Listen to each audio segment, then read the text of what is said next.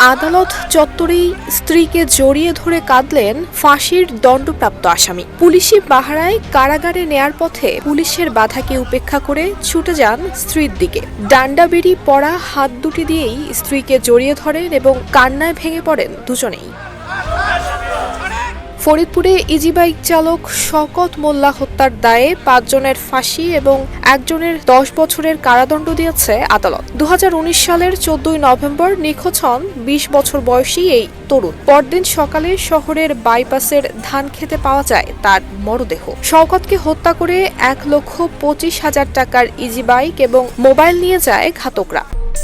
আরে cut up কেনাকাটা level up করতে এলো cart up. Best deals, authentic products আর ফাস্ট ডেলিভারি পেতে ডাউনলোড করুন কার্ট আপ অ্যাপ। ৩১ জুলাই দুপুর ১:৩০টার দিকে ফরিদপুরের অতিরিক্ত দায়রা জজ প্রথম আদালতের বিচারক মাকসুদুর রহমান এই মামলার রায় ঘোষণা করেন। রায় ঘোষণার সময় মৃত্যুদণ্ডপ্রাপ্তদের একজন বাদে বাকি সকল আসামি আদালতে উপস্থিত ছিলেন। ফরিদপুর শহরের রবিদাস পল্লীর বাসিন্দা আসামি রাজেশ রবিদাসকে মৃত্যুদণ্ড দেয়া হলে রায় শুনে আদালত চত্বরেই স্ত্রীকে জড়িয়ে ধরে কান্নায় ভেঙে পড়েন তিনি।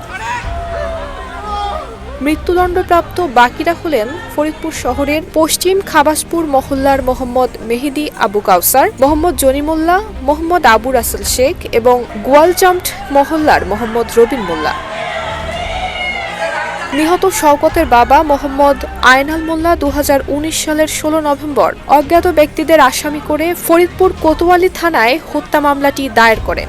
মামলায় উল্লেখ করা হয়, তার ইজিবাইক চালক ছেলেকে শ্বাসরোধ করে হত্যা করে ১,৪৫,০০০ টাকা দামের ইজিবাইক এবং মুঠোফোনটি নিয়ে যায় তার হত্যাকারীরা। মামলাটি তদন্তের পর ২০২০ সালের ২০ আগস্ট ৬ জনকে অভিযুক্ত করে আদালতে অভিযোগপত্র জমা দেয়া হয়।